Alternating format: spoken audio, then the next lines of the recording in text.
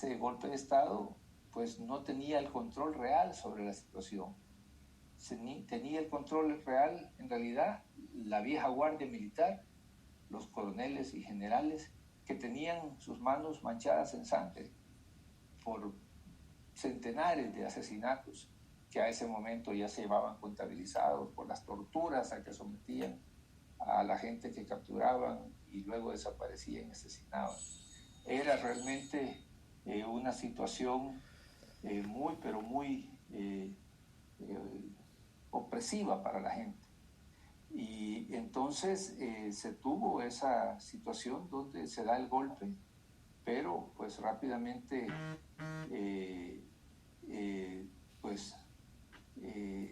el viejo mando militar, los generales y coroneles comprometidos con la represión, retoman el control y ese esfuerzo de la juventud militar pues prácticamente en cuestión de semanas había sido neutralizado y la matanza no se detuvo. Al contrario, se incrementaron los asesinatos, se incrementaron las matanzas, se ve con más fuerza este movimiento de escuadrones de la muerte, aparece con un protagonismo mucho más marcado quien había estado siempre detrás de esas acciones represivas que venían desde los cuarteles, como era este señor entonces, mayor Roberto Labuizón, que aunque ya lo habían separado del ejército, y esa fue una de las exigencias de los jóvenes militares golpistas, pero ya tenía el control de esas redes de escuadrones de la muerte que estaban actuando desde los cuerpos de seguridad, desde la fatídica Guardia Nacional, de la Policía de Hacienda, la Policía Nacional y de algunas unidades de la Fuerza Armada. En cuestión de meses el golpe prácticamente había perdido todo tipo de capacidad para incidir en los acontecimientos y no es casual que para finales del mes de diciembre del año 79 los miembros de esa primera junta revolucionaria de gobierno estuviesen renunciando porque prácticamente la situación se les había ido de las manos y no tenían ellos capacidad para mantener a los militares dentro de sus cuarteles y negándose a cumplir con políticas represivas de asesinatos y matanzas. Duró poco ese golpe, fue algo que de alguna manera u otra buscaba evitar que la guerra se desencadenara con toda su fuerza, pero pudieron más las fuerzas del oscurantismo, las fuerzas de la oligarquía ultraderechista, que los sueños de estos jóvenes militares, yo les llamaría militares patriotas, que intentaron detener ese terrible baño de sangre que se vino sobre nuestra gente en los meses y años siguientes. Bueno, hay que recordar también que esto sucedió un 15 de octubre. Ya para marzo 24 ya habían eliminado a Monseñor Romero. Acabas de mencionar de que Monseñor Romero estableció contacto con los jóvenes militares, con esa juventud militar. Y le dio luz verde a las actividades de los escuadrones de la muerte con Roberto Labuizón. ¿No sería que también ese fue uno de los peores castigos que ha tenido nuestro país, el magnicidio de Monseñor Romero, por querer detener también este baño de sangre? Adelante, Sigfrido. Sí, es que realmente Monseñor Romero, en su prédica, en sus homilías y también en la labor que hacía en forma reservada, conversando,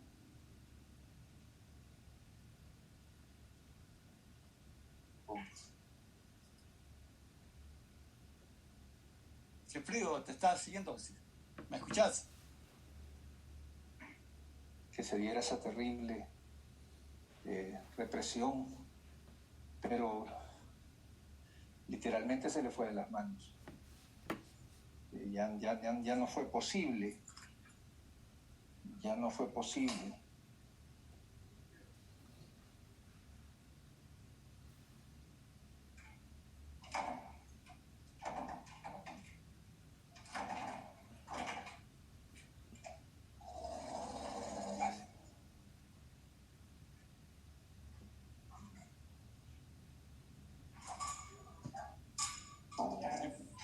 Wilfrido, bueno, tan... Es que se me está yendo la señal. Estoy recuperando las... Bueno, en lo que... Sí, fragmentado, Wilfrido, pero ahí, si querés poder... Perdí la señal por un momento. Ok. Bueno, ahí está de nuevo ya. Dale, seguí con el argumento que tenías. Sí, entonces el Monseñor Romero veía venir y él quería evitar ese baño de sangre, él quería evitar el sufrimiento del pueblo salvadoreño.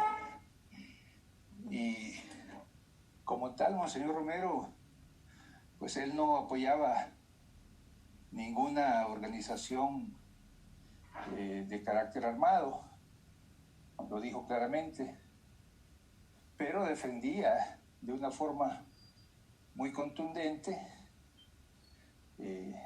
a el pueblo que estaba siendo perseguido, que estaba siendo masacrado.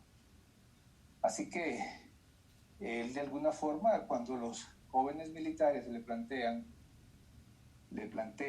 que están preparando esa acción contra la cúpula militar y contra el general Romero, que estaba ya totalmente comprometido y con las manos ensangrentadas, pues él, pues de una forma u otra los alienta a que lo hagan. Obviamente ya las fuerzas de la derecha tenían ese afán de ahogar en sangre a los movimientos populares y lo estaban haciendo y no dejaron de hacerlo. En ningún momento dejaron de hacerlo. Y ante ello, pues, renuncia a la Junta. La democracia cristiana acepta a principios de enero del 80 ser parte de una segunda Junta. De esa manera ya comprometiéndose con una política contrainsurgente junto con esa cúpula militar de los viejos generales y coroneles, y donde ya participaba pues de una forma muy pero muy directa el gobierno de los Estados Unidos, víctima de ese mismo enfoque represivo, criminal, que alentaba la oligarquía a través de Roberto Dawson. Es que Monseñor Romero también cae víctima de esta política criminal el día 24 de marzo del año 80. Fueron semanas, meses muy dramáticos para nuestro país. Fueron semanas y meses tremendamente duros para miles y miles de gente. Algunos estaban yéndose ya a los montes para proteger su vida, para incorporarse a las unidades que se estaban formando de resistencia armada, los pequeños embriones de lo que fue después un movimiento guerrillero que impresionó a toda América Latina y al mundo. Otros estaban saliendo al exilio para proteger su vida, otros tenían que pasar a la clandestinidad, y quienes no tenían esa posibilidad de proteger su vida o de refugiarse, pues muchos cayeron asesinados por las fuerzas represivas de la derecha, tanto en su versión de escuadrones de la muerte, como en su versión formal y oficial de Fuerzas Armadas y Fuerzas de Seguridad, que estaban masacrando de forma totalmente brutal e indiscriminada a las figuras que se habían identificado como parte de los movimientos populares. Sí, Frido, aquí estoy viendo aquí tu Twitter y hay dos Twitter muy importantes aquí. Uno que pues es una nota de condolencias para el compañero Antonio Cabrera, militante del Partido Comunista de El Salvador, activo en el FAU, estudiante de la Facultad de Derecho, combatiente del Frente Oriental en Ucuarán y representante del FMLN en Argentina. Dice Norma Guevara, mi solidaridad con su familia, en paz descanse. También dice aquí, hoy partió el Bigotes hacia la eternidad, nuestro colega salvadoreño del Estudios en Kiev. Muchos no saben que se llamaba José Antonio Cabrera, que fue guerrillero en el FMLN, que participó en los acuerdos de paz de El Salvador, firmados en Nueva York. Tuve el gusto de compartir con él en mi Habana, Gloria al Bigotes. Así que, pues, para el compañero Antonio Cabrera. También aquí hay otra nota bien importante y esto va con afectar a la economía doméstica, la economía el bolsillo de los salvadoreños. Nidia Díaz aquí nos está dando el llamado a que otro golpe a la economía familiar, incremento a la tarifa eléctrica entre el 17 al 20% a partir del día de ayer, 15 de octubre. Más medicina amarga, dice. ¿Algún comentario acerca de estos datos, Sigfrido? Sí, primero rendir un homenaje al compañero Antonio Cabrera. Yo tuve la oportunidad de conocerlo. Era un compañero de muchas convicciones, muy preparado en términos profesionales y académicos. Como tal, pues cumplió misiones muy importantes, particularmente en la fase de la negociación del conflicto armado. Fue por un tiempo representante de nuestra Comisión Político-Diplomática allá en la Argentina. Y cuando yo he ido a la Argentina me he encontrado con políticos y con personalidades que todavía lo recuerdan. Estamos hablando del año 88, 89, 90, cuando estábamos en plena fase tanto de la ofensiva del 89 como de las negociaciones de paz que sobrevinieron a esa ofensiva. Toño era un internacionalista, había participado en varias misiones de la ONU, estuvo allá en la zona de centro de Asia, estuvo en algún momento en el norte de Afganistán, después estuvo con MINUWA para la verificación de los acuerdos de paz en Guatemala, y pues había sido una persona de enormes compromisos con nuestro proceso, con nuestro pueblo, así que nuevamente lamentamos su partida y extendemos nuestro pesar hacia sus familiares.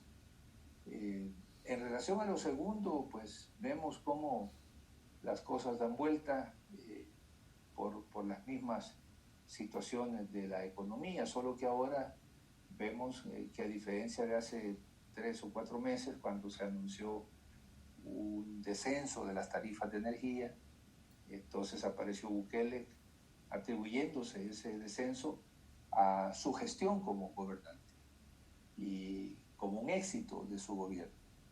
Los que conocemos un poco sobre cómo funciona la economía en El Salvador y en el mundo, sabíamos claramente que estábamos escuchando las palabras de un demagogo, de un mentiroso, inescrupuloso, por cierto. Porque los precios de la energía son estacionales. Cuando las represas han recogido mucha agua y están generando energía hidráulica, que es una energía relativamente barata, pues eso impacta en el precio del kilowatt hora. Pero luego, cuando ya empieza el invierno a ceder y ya el papel de